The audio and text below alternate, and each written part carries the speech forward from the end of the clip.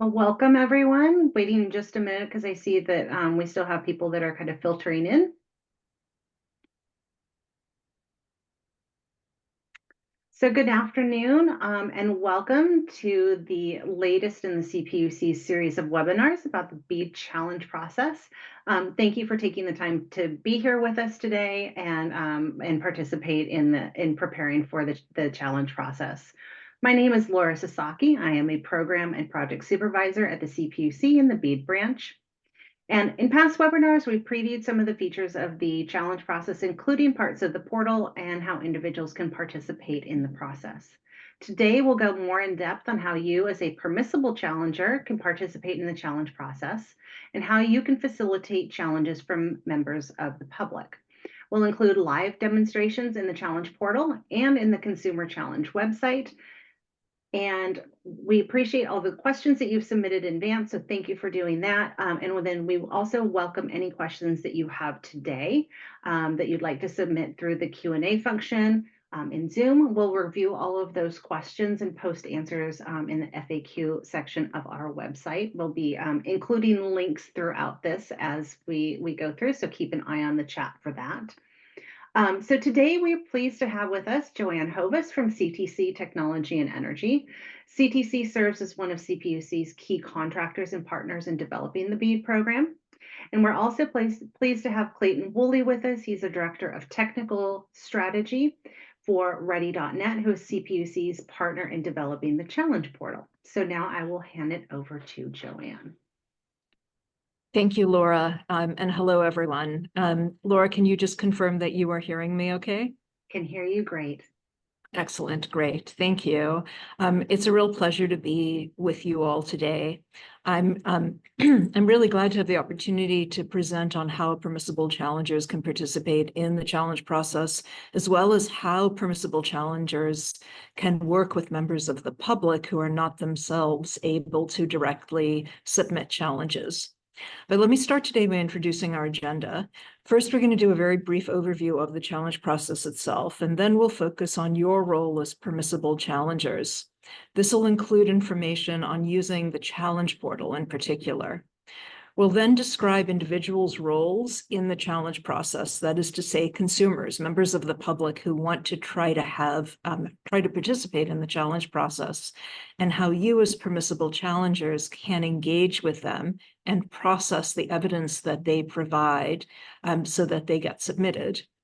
After that, we'll go through live demonstrations of how to submit challenges based on your evidence or based on evidence submitted by members of the public.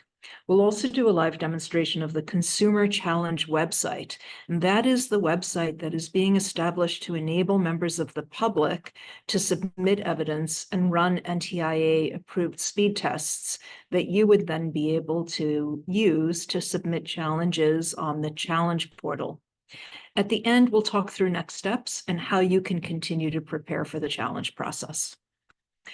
Let's start with some housekeeping items. We have some reminders and tips to help you get the most out of this webinar. Please use side-by-side speaker mode under view options at the top of the screen. We've also provided English closed captions, which you can access by selecting Show Captions in your Zoom toolbar. If you have any questions, as Laura said, please submit them using the Q&A function on Zoom. You can submit questions and you'll also be able to see other attendees' questions. And if someone else posts a question that is of interest to you or that you all also have, please upvote it so that we know that it's popular and that many people are asking that question. While we won't be able to answer your questions live during this meeting, we will make note of all of them, and then answers will be added to the FAQ on the CPUC's BEAD challenge process webpage, as Laura mentioned. And as Laura said, keep an eye on the chat for helpful links throughout the time that we're together today. Final note, this webinar is being recorded and it'll be posted on the CPUC website for asynchronous review of the information that's provided. Okay, now, let's dive into the substance of our webinar, beginning with a very brief summary of the challenge process and why it's important. This is just a quick overview, and we'll start with who should be involved.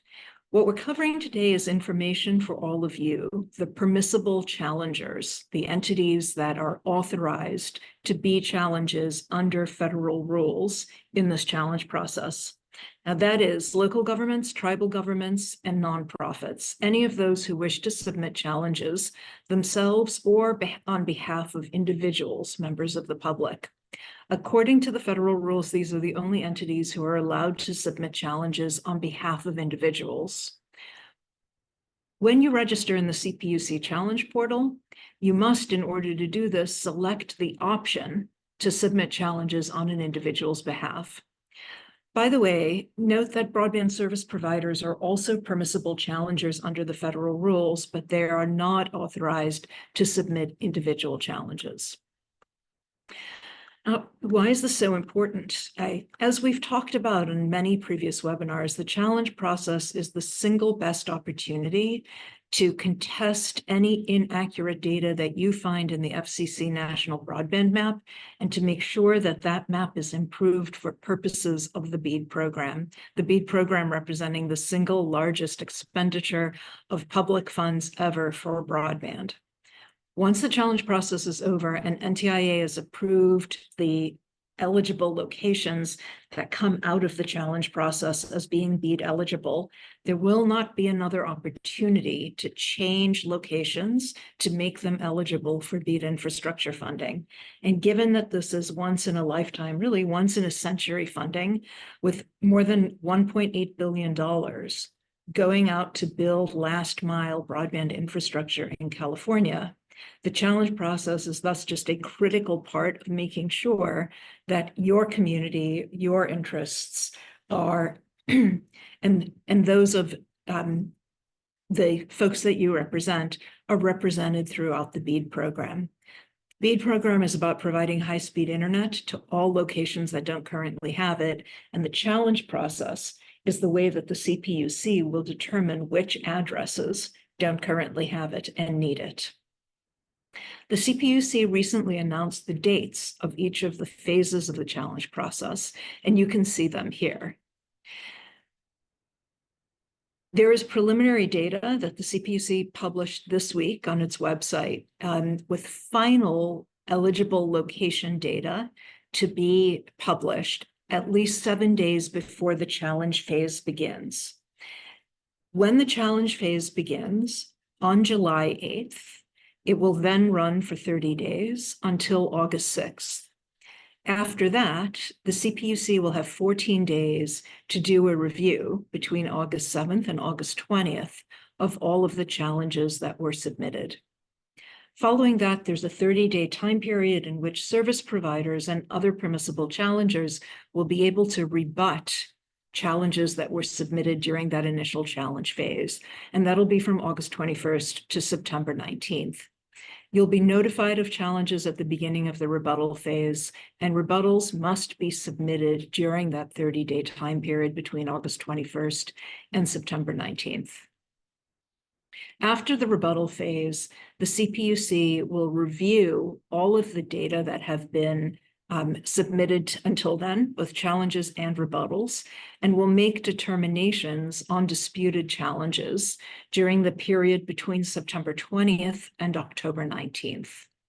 After the CPUC has made those final determinations and thus developed the final list of eligible locations for the BEAD program, under the federal rules, the CPUC will submit that final list to NTIA for comment, review, and approval.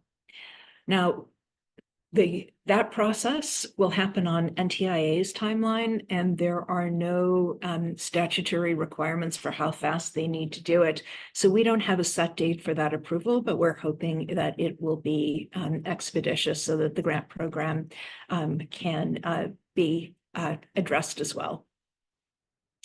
So now let's talk a bit about what you as permissible challengers are able to do in the challenge process. As we've already discussed, the permissible challenges are local governments, tribal governments, nonprofits, and broadband service providers. These are the entities that under the rules are able to submit data into the challenge portal, which is a portal that will exist online. That is the means by which you will access the information regarding the preliminary list of locations, and then will be able to submit your challenges, rebuttals, and so on. The challenge process through the portal will help determine which locations should be eligible for BEAD funding by accepting evidence of whether those locations are served, underserved, or unserved. Evidence that seeks to correct where data on the FCC map may be wrong.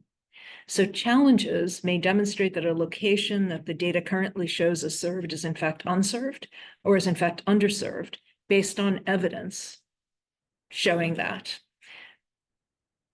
The permissible challengers will participate in this by first submitting challenges through the portal with evidence to back their claims, and possibly, depending on the context, rebutting those challenges, again with evidence to back that rebuttal. And permissible challengers are able to gather evidence from their own research or from individual members of the public who submit evidence through the Consumer Challenge website.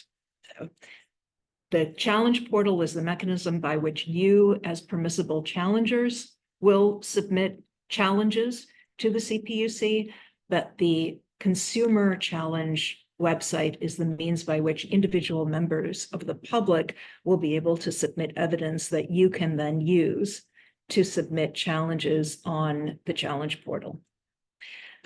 So let's take a look at a couple of examples of challenges. It's important to note that these examples don't cover the entire spectrum of challenge types or scenarios, but they are hopefully illustrative in ways that are useful. So one example would be a nonprofit submitting a speed challenge to show that a location that's currently classified as served actually does not have speeds that qualify as served, but rather has speeds that in reality are 10 megabits in the downstream direction, 3 in the upstream direction. In this case, the evidence that would be submitted to support that in this example is an upload of 3 speed tests that were taken on approved platforms and that otherwise align with the rules for speed tests to be considered sufficient evidence. Another example would be a tribal government submitting an availability challenge to show that a location that's currently classified as served is actually not served at all by that provider at any speed. The tribal government could submit a letter, for example, from the provider denying a service request, and that would be evidence of the fact that that location cannot be served by that provider, even though the FCC map purports to show that it is. Each challenge type has specific evidentiary requirements, so we encourage you to review the NTIA's policy notice for more information about those evidentiary requirements. And the information was also summarized in the first webinar we did on this topic, which you can view online. I would add that there's considerable information about the evidentiary rules that have been adopted in the volume 1 of the initial proposal that was created by the CPUC.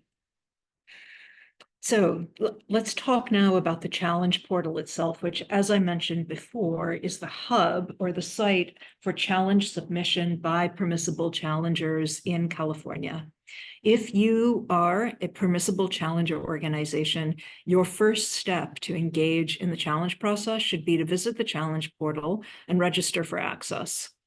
In the portal, you will be able to examine the map to find out where it's accurate or inaccurate. And if you have a license for CostQuest, which is a data vendor to the FCC and NTIA for these purposes, you can then download the data and do your own research outside the portal. In the portal, you can also submit a challenge with any evidence that your organization has collected, challenging a particular location. You will be able to view evidence that individuals have submitted through the Consumer Challenge website, and you'll be able to submit evidence on behalf of those individuals if you've reviewed that evidence and confirmed that it's accurate and relevant. In addition, you'll be able to use the challenge portal to submit a rebuttal to a challenge if that is applicable to your organization. Obviously, the challenge portal is really important to this process, so it's crucial to understand how to use it effectively.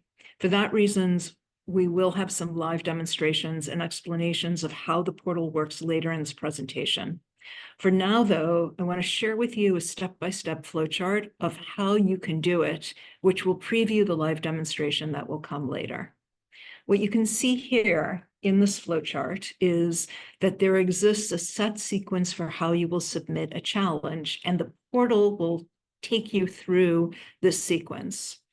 First, you will start from either the dashboard or the challenge map, and then you will follow each of these steps methodically through what is required in the portal in order to submit your challenge. We're going to demonstrate this process at the end of this webinar, so stay tuned to see exactly what it'll look like in the portal and what you will be looking at when you go through this process.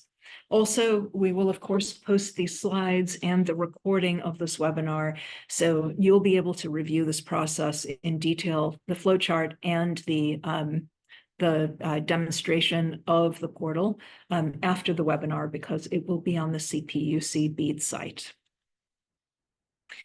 So really importantly, let's talk about the roles of individuals, that is to say, members of the public, in the challenge process. And this is really important because while the federal rules don't enable individual members of the public to participate in the challenge process directly by filing challenges themselves, what is allowed is for permissible challenges, such as your organizations, to facilitate, excuse me, to facilitate public participation, encourage and welcome individuals to submit evidence for challenges, and then use that evidence to submit in the challenge process to protect the interests of your community.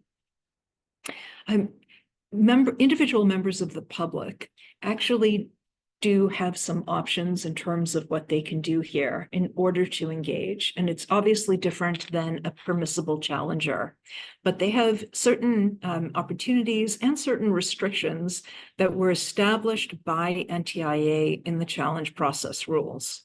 So let's talk about what they can do. First, they can look at the publicly available broadband map to see if the service that is reported at their location, their address, is actually accurately reported or not.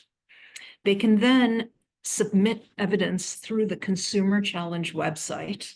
That is, as I mentioned a few minutes ago, the publicly available website that has been developed to allow members of the public to submit evidence that permissible challengers can then submit as challenges through the portal. And third, members of the public can take speed tests through approved platforms and directly through the Consumer Challenge website. With those speed tests, then, if they are taken appropriately and under the rules of evidence for the challenge process, those speed tests can then serve as evidence for challenges. What members of the public can't do is themselves access the challenge portal, directly submit a challenge, or directly submit a rebuttal. Instead, permissible challengers will use the challenge portal to submit challenges on behalf of those individuals. And the permissible challenges will be able to look at the evidence provided by those individuals, either in the portal or by proactively reaching out to members of the public, to their communities, to collect evidence from those folks, combine it, and then submit it. It's important to note that there is no guarantee that permissible challengers will pick up and use in the challenge process every single individual challenge, but we are hopeful that most will be if they are supported by sufficient evidence. So let's talk a bit now about common challenge types. As we've discussed on other webinars, individuals, like permissible challengers, can collect evidence for a selected set of challenge types that include availability, speed, latency, excessive data caps, type of technology, and that business service only is available at that address. And therefore, a residential product is actually not available. It is not served. The most common type of individual challenge data or evidence tends to regard availability, which of course is a challenge data that shows that broadband service is not available at a location, even though the broadband map claims that it is. The other very common challenge type for individuals is speed, which shows that the broadband service delivered or available at that location is actually slower than what is reported on the federal broadband map. And these challenges will be submitted and processed in a very specific sequence. For illustration purposes, here's an example of how one individual's challenge could be processed. To start with, the individual may receive an email from a service provider denying a service request to their home, even though the FCC map indicates that that address is actually served by that provider. If that happened, the next step would be for that individual to make a screenshot of that email and submit it with the other details that are requested on the Consumer Challenge website, submit it on that BEAD Consumer Challenge website, and thus make it available to permissible challengers. And we'll walk through later in this presentation exactly how to do that. Once the evidence has been submitted through the Consumer Challenge website, it then becomes visible to permissible challengers, such as tribal governments, local governments, nonprofits, and so on, in the challenge portal. A permissible challenger can then see that evidence and select it for review. The challenger can then review the challenge and the data, the evidence submitted, to make sure that it's accurate and complete. And if it's not, then the permissible challenger could reach out to the individual to clarify and get correction, get more information, get better screenshots, or whatever additional information they needed. If the permissible challenger determines that the evidence provided by the individual is correct and complete, the permissible challenger can then submit that evidence as part of a challenge in the portal on behalf of that individual that provided the evidence. That will complete the sequence because the individual evidence has been submitted and will now be reviewed by the CPUC, potentially rebutted by the service provider, and go through final determination by the CPUC. It is now part of the process because that member of the public collected the evidence, and you, as the permissible challenger, reviewed, verified, and then submitted that evidence as part of the challenge process. This flowchart shows the process that an individual member of the public would go through to submit evidence to provide feedback on broadband data through the Consumer Challenge website. We're going to show this process step by step in the live demonstration portion of this webinar in just a little while. But this flowchart hopefully provides you a handy summary at a glance. As I said earlier, these slides, as well as the video, will be posted on the CPUC website. So you'll be able to review all of that in detail after the webinar and whenever it's convenient for you. So how permissible challengers will engage with individuals? Well, again, the important thing to note is that individual members of the public require permissible challengers to support and facilitate their participation in the challenge process.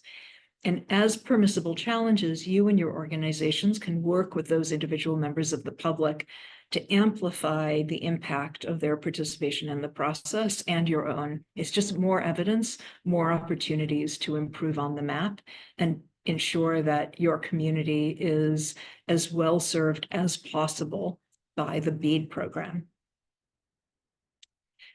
The CPUC is encouraging permissible challengers like all of you to engage with individuals and to review their evidence for challenges.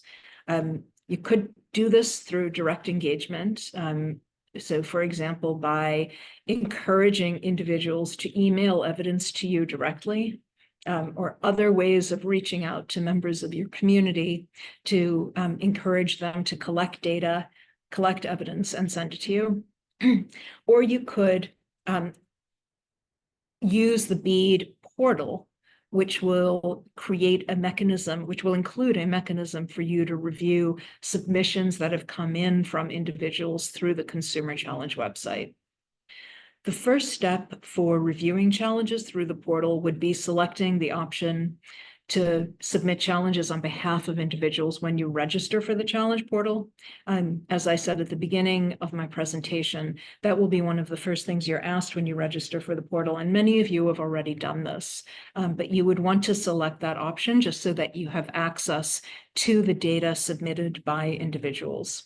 This is obviously good for your organization, your community. It's good for the state as a whole, because it just expands the amount of evidence that you can draw upon for challenges, and protects the interests of your community with regard to maximizing the benefit that the BEAD program will bring. So as a permissible challenger, you can promote participation in the challenge process to your community. You can collect that evidence, and then you can submit that evidence as long as it meets evidentiary standards. With regard to promoting individual participation, the first step is really to provide information and education to individuals in your community regarding this opportunity, because they may not know that they have an opportunity to make an impact on where BEAD funding will go based on whether an address is eligible or not, and improving that broadband data. You can promote to them that they can submit evidence through this process and how they do it. You can obviously use all your usual channels for reaching out to your community, including email, flyers, mail, phone, in-person awareness campaigns, and so on. Just encouraging people to check the map on the Consumer Challenge website and to get engaged if it's not accurate for their address. We're also suggesting and providing information for running webinars or in-person seminars on how members of the public can participate. As I think many of you know, the CPUC is providing a toolkit that you can use in this outreach that includes slides and a recording for webinars or in-person engagements that would facilitate you providing that information to the public on how to participate. Let's just go into a little bit more detail about the ways that you will be able to collect evidence from individuals. Through the Consumer Challenge website, which sends challenges to the portal for you to review, so long as members of the public submit it through the Consumer Challenge website, and then through your own independent outreach. In that first option, as I said, members of the public can use the Consumer Challenge website themselves to submit evidence, and then you will be able to view that evidence in the portal. And if you believe it is sound and accurate, then submit it as a challenge.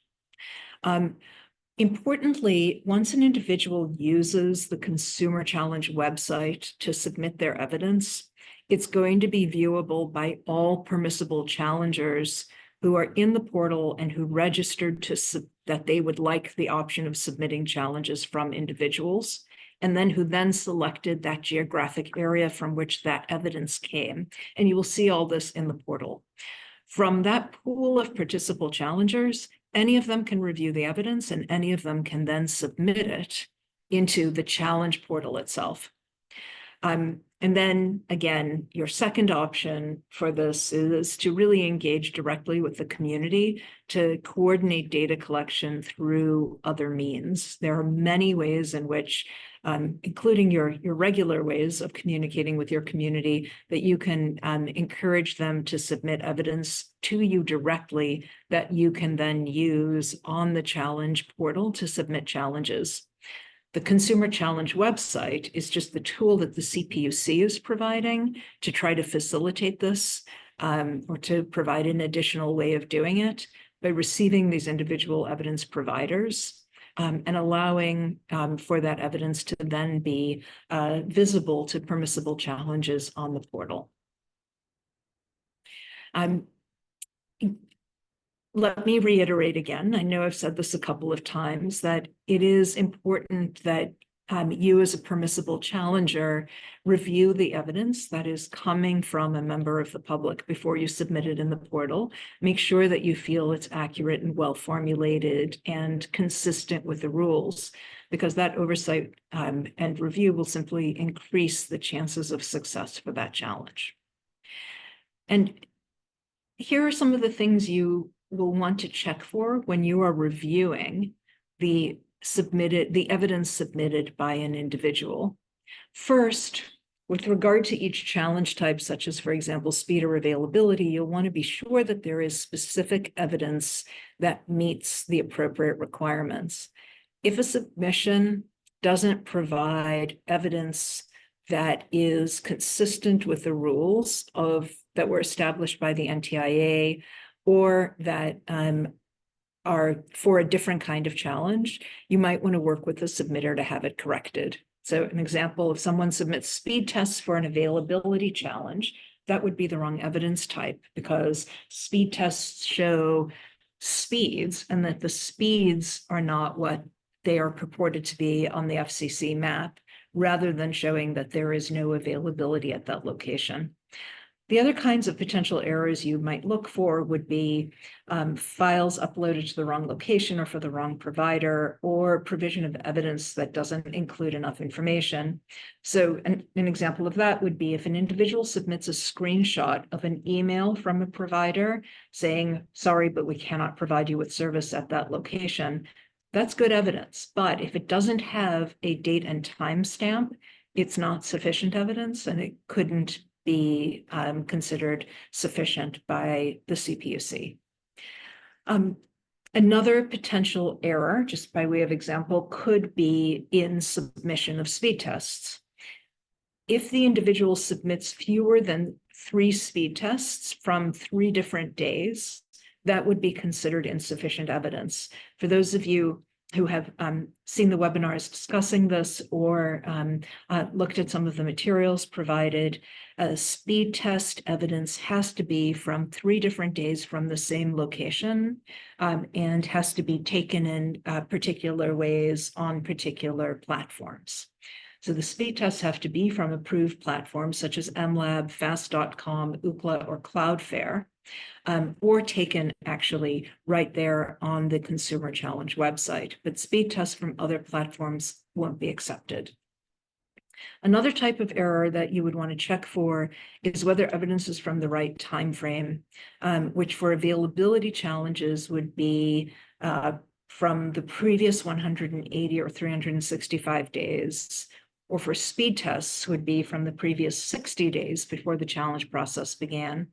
And these evidentiary standards are described in considerable detail in the CPUC's initial proposal, Volume 1, which is on the CPUC website, and also listed in the NTIA policy notice. If you were to see issues with an evidence submission, you can request clarification or correction from the member of the public that submitted that evidence to make it more sound and sufficient for submitting in the challenge process. If the evidence you're reviewing has an error in it, or if a challenge based on individually submitted evidence is rejected, you can use the email address included in the evidence submission to contact that individual and to get it corrected. Now, individuals who participate in this process must consent to sharing their contact information with permissible challengers. This consent is requested when they submit evidence through the Consumer Challenge website. So you will have their email address. And in your email to them, you can request that they send updated information or provide clarification on any missing details.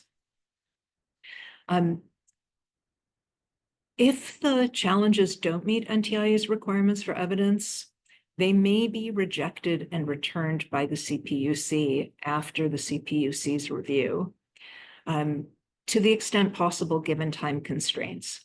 If this does happen and the challenge was based on individual evidence, you do have the opportunity to work with the submitter to correct it and then to resubmit. To correct the evidence for a challenge, you can request updated information or attachments from the submitter. You can also ask that the individual input another full submission through the consumer challenge process with the new corrections incorporated.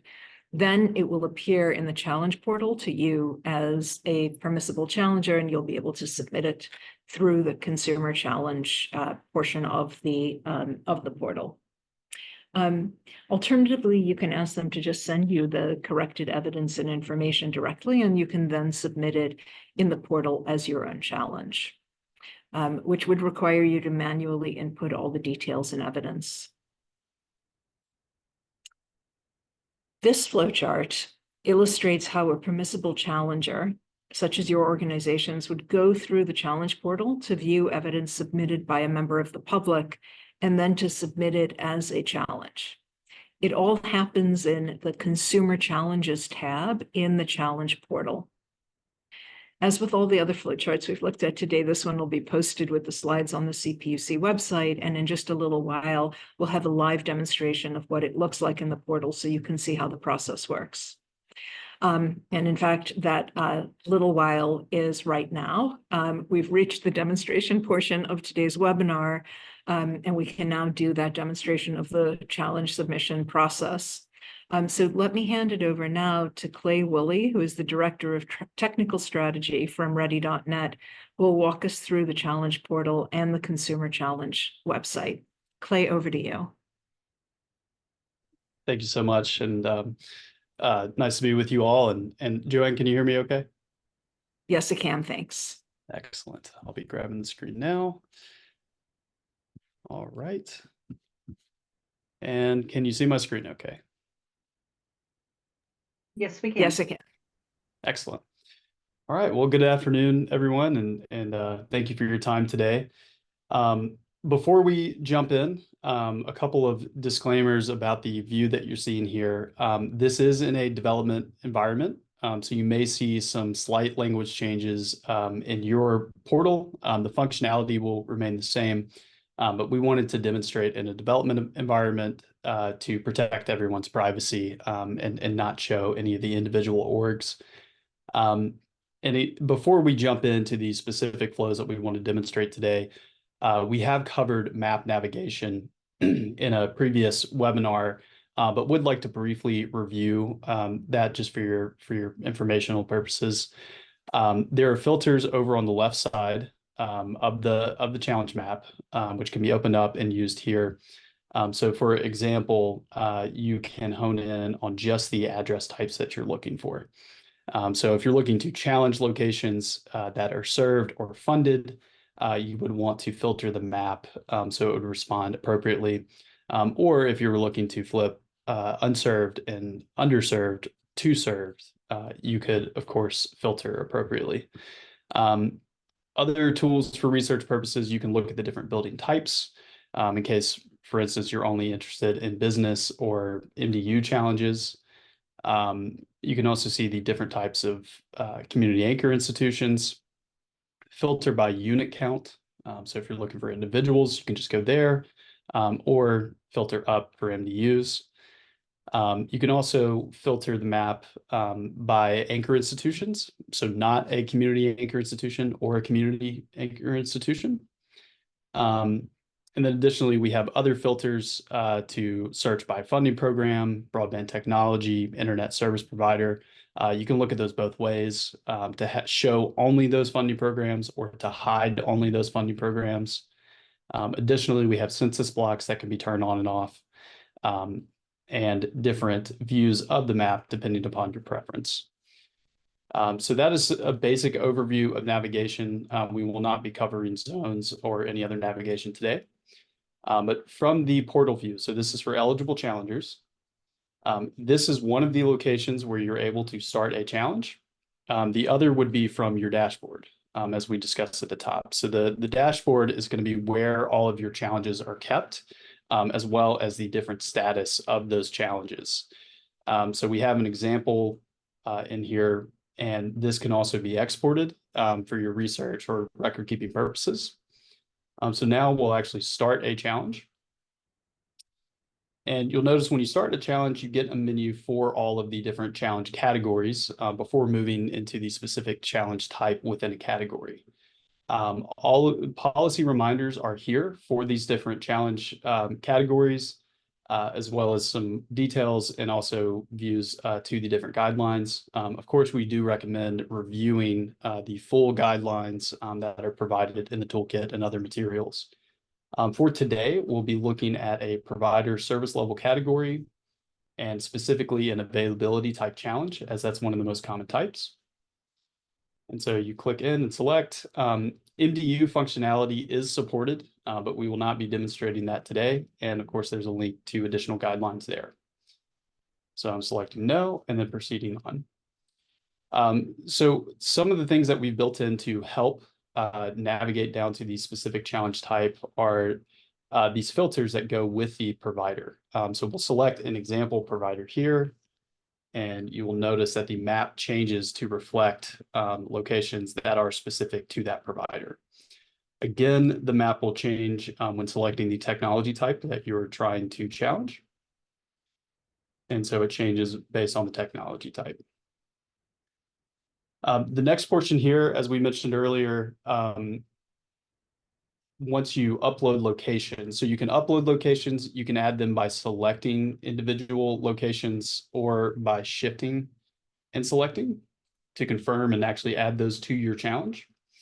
Once those are uploaded and you're satisfied with what is there or what you've uploaded to begin with, you can download the location spreadsheet.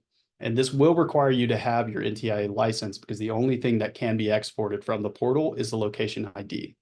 So you will need your license to pair that up with an actual address.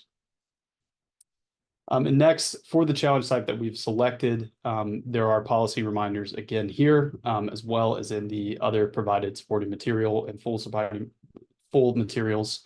And you can download an evidence spreadsheet, which will show the template that needs to be filled out for this location type.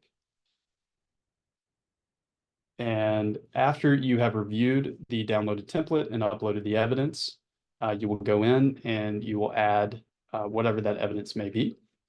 So we'll add that.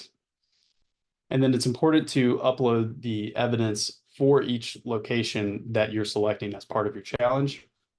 And so you can go in and select your files that you've prepared in advance for this challenge. And after reviewing all of this, making sure that you have everything you need for a successful challenge, you can go through, and this is where you will test to the accuracy of that challenge. And the final portion is to hit submit, and where it will then be reflected back on your dashboard. So just a minute before we cover the resident corrections, I'd like to switch over to the consumer challenge map and review this process from an individual perspective or consumer perspective. So you'll notice the map looks very similar. There's some reduced functionality here, but individuals can either type in their address or they can zoom in on the map and find their location. Once the location is selected, they can expand the details to see who all is providing service at this address. And you'll notice there's also the rank, which determines whether or not a location is eligible for challenge or ineligible for challenge based on the broadband classification. There are also some limits built into this, so you don't get bad data. So for example, if I click on an unserved location, the consumer will be notified that this is not eligible for comment as it's already eligible for funding. So it does not need to be challenged. So I'll go back to one of these locations where there is an eligible challenge opportunity and then proceed to the next step. So what you'll notice here is all very similar to what's in the portal. All the different challenge types are available. There's guidance built into the tool itself, to the website itself, as well as the supporting materials that are provided. So again, we'll go with an availability challenge and go through, and this is where the individual will be providing the information which you can use to verify their data and actually get back in touch in case some of the data needs updating or correction. The filter works again here. So you'll notice that the unserved providers do not show up. So the individual will be guided to the provider that is eligible for challenge. Same with technology. And then they're asked to identify why it is that they're sending an availability challenge. And this is limited to appropriate eligible reasons. Next, they'll be asked to upload their data. So I may be uploading a customer bill or some type of email from the provider saying why they couldn't provide service.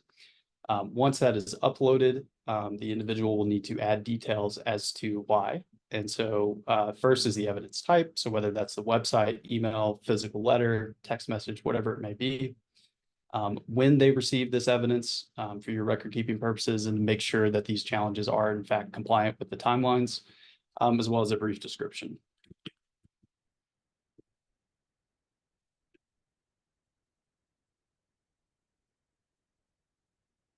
After that information is in, and they hit next, there's a final step here where the individual is consenting to this information being shared with you all and to be used on their behalf, and that you are authorized to reach back out to them if there is any evidence that needs correcting. And the final step is they will hit submit, and this will go into the portal. So back to the portal. We're going to switch organizations, and we're going to take a look actually at a consumer challenge. So this is one of those examples of language that will be updated for your view of the portal. So if you've opted in to accept corrections from individuals or consumers, they'll be reflected here. So this is a separate dashboard. If you have selected to accept this information and it falls within the geographic territory that you specified and an individual has submitted evidence, this will be reflected on your consumer evidence dashboard. And you'll see some basic information here. And then you can click into view details, which will take you back to the map view and actually to that location. We mentioned earlier checking these to make sure that the evidence is appropriate and accurate to be for an eligible challenge. So you can actually click in to that address. And this is where we recommend you do your first check. So make sure that the address is lining up with what's submitted. That is the appropriate building type, that it does not have prior funding programs, and that the provider being challenged does line up with a provider that is being advertised at that location. And this will also give you details on what it is that they submitted and their evidence, the evidence that they uploaded that we saw a moment ago from the consumer website. That will be available for your download and review. This will be the final step for verifying that this information is correct, or if it isn't, this is where you will see who you're reaching out to and how to get in contact with them. So once you've downloaded that evidence, you can select it, review. This is example data, but you would want to make sure that what is being sent to be challenged is accurate and complete. And after you have reviewed it, up in the top, you'll see the status of that challenge. And then down here in the bottom right corner, after you reviewed, there will be a button that says Submit Challenge. After you have submitted that challenge, it will be represented in your challenge dashboard. And that concludes our live demonstration for today. Thank you so much.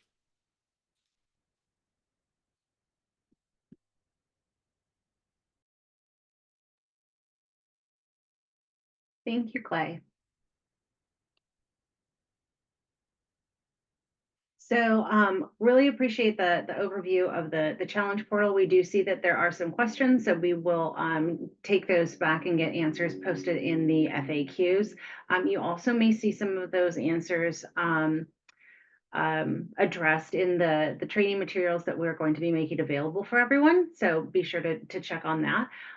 So just in terms of next steps, taking a look at the kind of the bigger picture and what this is about. So next slide, please.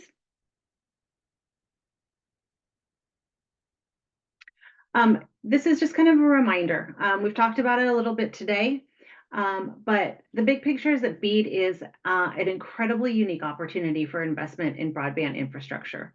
And the success of the BEAD program will depend on the quality of the data about broadband availability your participation in the challenge process can guarantee that the data is as accurate as possible and identify those areas of concern. So we don't know what programs might be informed in the future by this, but we do know that all of this data will be feeding back into the national broadband maps. And so that's a really important thing to keep in mind here. So it may influence potential broadband funding efforts, both from a federal perspective and potentially then from a state perspective as well. So this is why we're really strongly encouraging you to participate, and to the extent that you are able to also encourage members of your communities to participate as well. So next slide.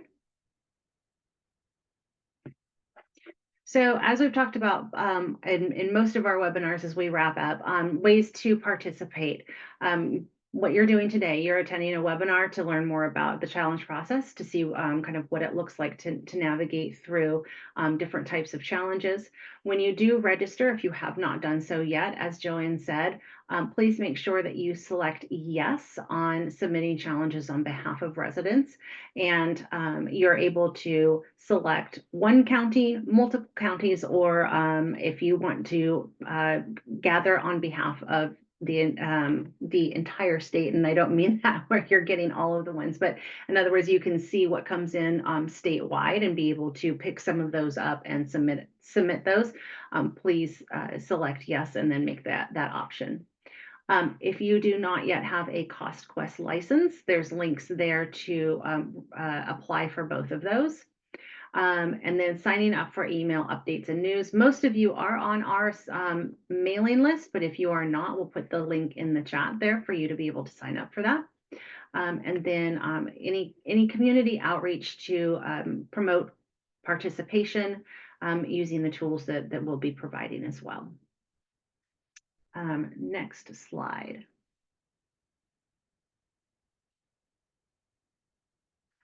So some things that you can do also to continue to prep.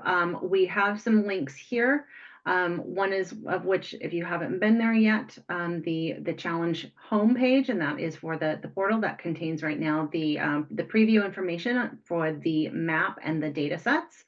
And also reviewing the challenge type. So this is a key one that we've kind of talked about, but reviewing the challenge types and the evidence standards, the minimum level of evidence that the NTIA has set forth in their policy notice. So that is linked there as well.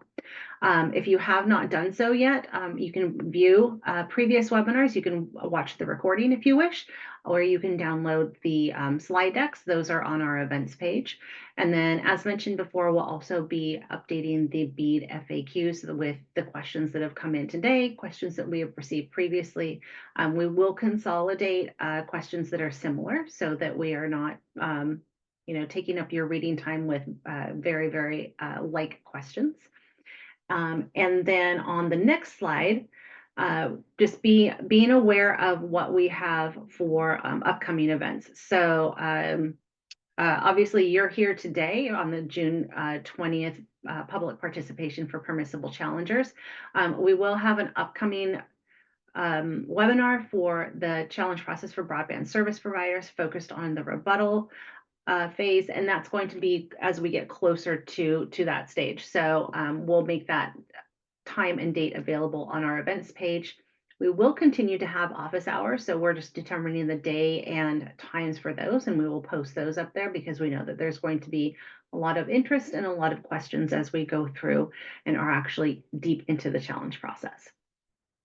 So with that, we just want to say thank you so much for being here today. If you have additional questions, if it is something specific to the portal or the website, you'll want to reach out. And Sam, can you go back one slide, please? You'll want to reach out to the Ready's help desk, and that is the CA help desk at ready.net. They can help you with anything for technical assistance for the portal or for the consumer challenge website. And then for general questions about BEAD, please email us at bead@cpuc.ca.gov. And then we do have some additional links on the next slide, which you'll see. You've probably seen them before. Just kind of reference general program information is just on our BEAD page on our CPUC website. We have a page that is specific to the challenge process. And then, as we've mentioned several times, we also have the frequently asked questions. So thank you so much for being here with us today. We will continue to have webinars. We will continue to have the office hours, and we really appreciate your involvement in the questions that you've asked here today. So thank you, and I hope you have a wonderful afternoon.